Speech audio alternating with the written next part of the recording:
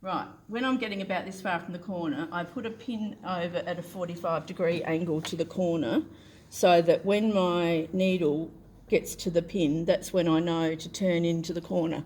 And I've got my number 1 set at 2.8 and number 2 is set at a very small straight stitch, and that's what I use to get across the corner. So I'm just coming down to there.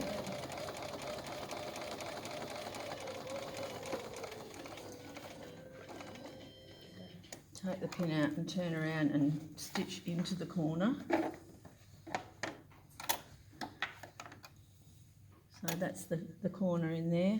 Put it to the small stitch and stitch straight into the corner. And the only reason you do that is to get lots of stitches in there so that it is more secure than if you did the big stitches, you'd only get about 3 across there, but you want to make that more secure. And that's actually the zigzag stitch that you reduce, isn't Yep, it? Yes. number 2 zigzag, I've just put it back to 0 and down to 0.8.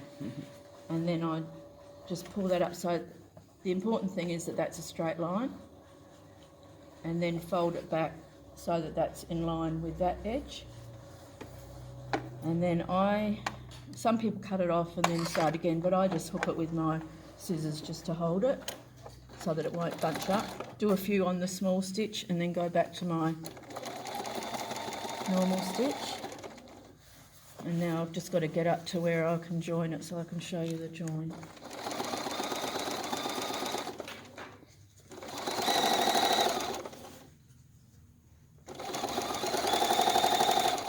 And the smart thing to do would be to look at that and say, okay, I need about that much space, and put a pin there so that I know where to stop. Sometimes I forget to do that.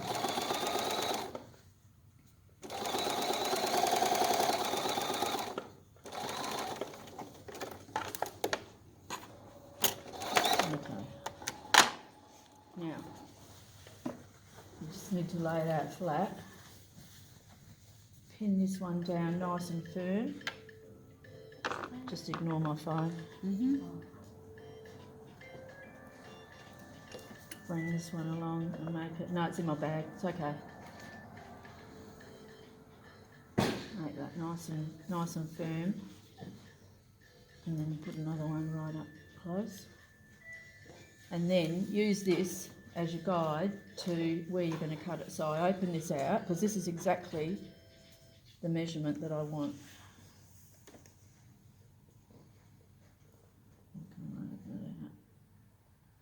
The more fingers and thumbs. Okay. So that's the edge of that end. So line that up with that and put a pin on it. So am I right that there's 1/4 of an inch in between the... There's no 1/4 inches anywhere. You just lay that across. Oh, sorry. Yep. Not worrying about any, the only measurement is the width of the binding. And then you're going to cut that along where that binding is, along that line. Okay. Take the pins out. And then, so you don't get it twisted, open this one out and lay it out at a 90-degree angle, and then just creep this one up to it like that, and then you won't get it twisted.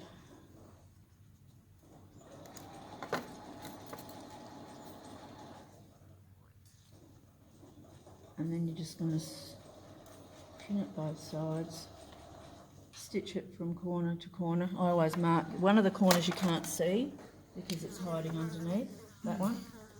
So I always put a mark on that just so that I can see where I've got a stitch, and then just take that over to the machine.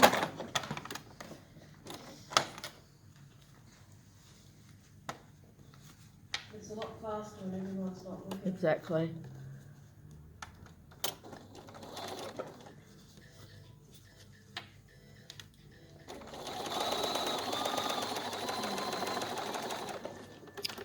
Beautiful.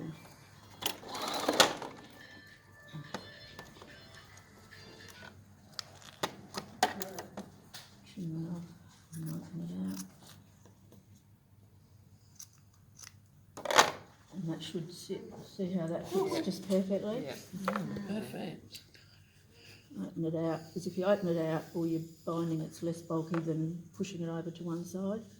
And then just put a couple of pins in, stitch along, and then go around and turn it all over. Beautiful. Yeah. Thank you, Margaret. Margaret. Welcome.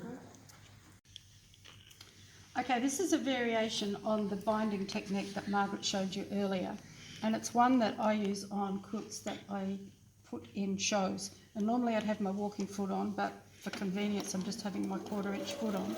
And remember, you've got 1/4 inch markings on a foot like this and on your walking foot, I believe, so that when this edge hits here, you know that you're 1/4 inch away. But I've put a pin there just to remind me of where 1/4 inch approximately is.